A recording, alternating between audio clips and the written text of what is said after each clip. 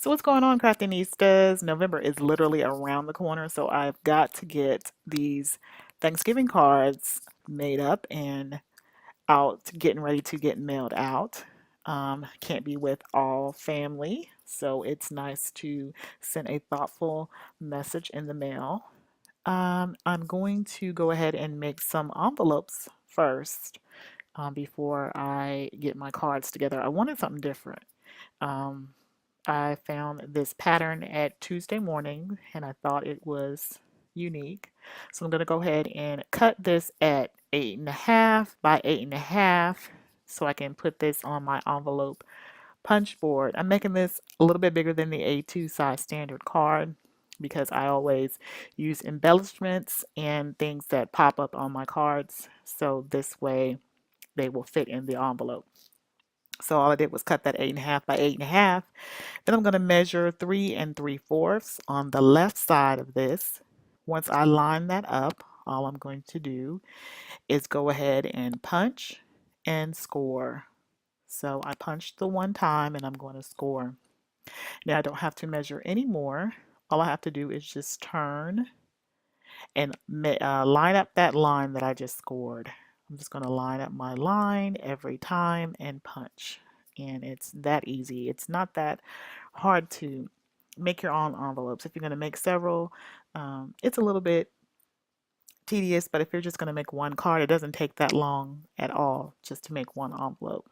But to patient crafters, this really isn't a task. So as you can see, I'm done. I've got the base for my envelope already ready. And basically all I'm doing is just folding it in. And I'm going to fold all the sides and fold them in here. And then I'm going to look because every time you do this, it doesn't always come out perfect. So you're just going to look for what side, which bigger flap looks good to be your top opening.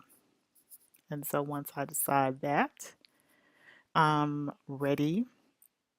I'm just going to go ahead and put a liner in here because it just makes it look better.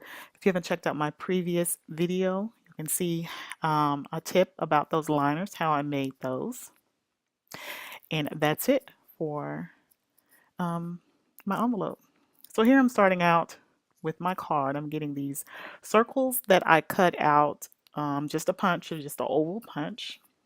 And then what I decided to do is use some embossing folders, and then I embossed them with several different patterns. And so once I got my patterns, I decided to use 6. Once I got my patterns all distributed out, and I put several of those little ovals in the embossing folders, I went on and just placed them together. I'm sorry, it was 5, not 6. So I used one in the middle, then 2 on the sides, and then 2 again on each side. So that was 5. So I decided that I wanted something a little bit different. I'm going to ink those up with some distress ink. But that was my base that I played around with there. So what I did is I just used some antique linen, Tim Holtz distress ink, and it's just going to give it a little bit of a pop there. So then I got these punches here. You can see a little initials on there. I got them from a scrapbook store a long time ago that went out of business. And so this gets me to play around with some of my punches here. I thought that that would look good as a stem upside down, this tree. And here's another one that had different leaves on it. And you had something that looked like a maple leaf. And but I liked this one better. So I went along with a single punch here and then just punched out the little stems that'll go on top of my little pumpkin here. So now that I've got all of them lined up and ready, I'm going to go ahead and use a stamp that I picked up from the Target dollar store, dollar shop. I believe it was last year. If it wasn't, it was the year before last. But um, It just says give thanks. I stamped those in orange and I just did them assembly style and stamped them on that one page. So here I am, just going to go ahead and get my mats together. Just going to go ahead and glue down my base, and I just basically took a measurement and did the tiniest bit around smaller than that, and then made my top layer. So all I'm going to do is just go ahead and gather these all together and make those the same. So this is the trim I picked up from the Dollar Tree, and I thought about using ribbon, but I like the sparkle of this. It gives a little bit, what I'm going to do is cover these anyway, but a little bit of it just peeps out. It gives it a little shine. And since I'm covering up, not too much of a glitter is going to pop. I don't like the glitter that sheds and it gets everywhere. So I wouldn't want to hand that to anyone else where they open something and glitter is going everywhere. But covering it up basically eliminates that. So I'm just doing the cheater method. I cut it and just put 2 pieces of tape on each side, just pulled it tight. And then that's the baseline also of where I'm going to put my sentiments on top. I thought about using this ribbon here, but it covered it up too much. I'm already going to cover it up, and you won't see it anyway, so I left that off. But it just lets you see of how you think about putting something together. So I used some cards from my stash. I just used a white base here, and like I said, I just measured a little bit smaller with each to line that up to give it a layer effect.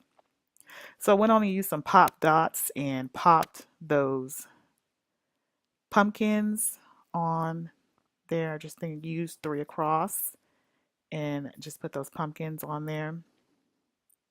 Then I wanted to play around with also having the give thanks, some kind of elevated, but then give some colors in there. So I used a scallop punch and just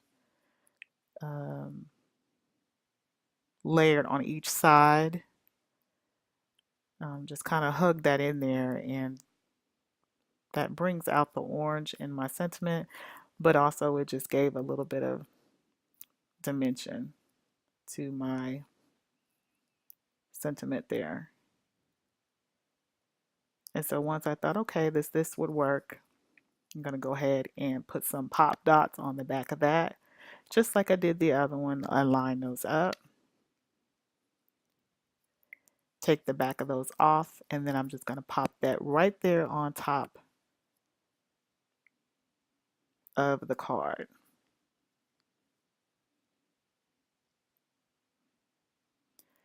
Then I'm going to take a look, press that down a little bit, take a look at it and say, nope, still not finished.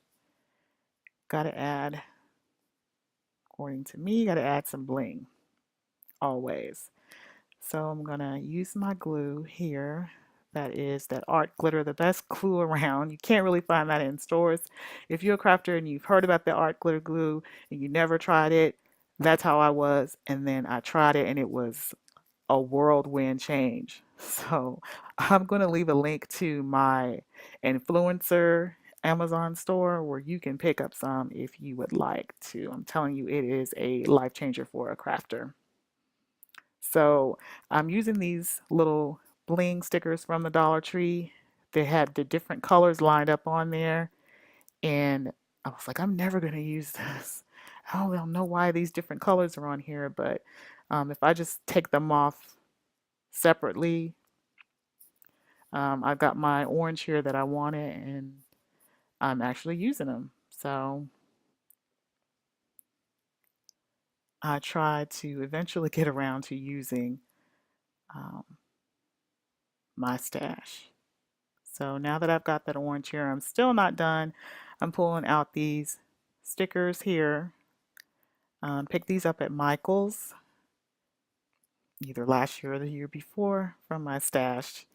And I'm just adding some green and some brown to the background. These are felt stickers and they stick really good, so I didn't need any additional glue here. So I'm just gonna use some orange at the top, and then I'm gonna use the brown at the bottom. And then I'm gonna mirror that on all my cards. That way they can all be in unison. And I'm trying to not cover up the little bit of sparkle ribbon that is trim that is showing from the card. But basically there, I said, okay, now I am finally getting it together and I think I am finished. So this is what I came up with. Now all I have to do is line it up and put it in my envelope and I am good to go. Now I just need a label to put on the top of my envelope and add my addresses. So if you like this video, please give it a thumbs up. And if you're not a subscriber, go ahead and click that subscribe button and you can become a crafty nista with the rest of us. See you later, crafty nistas.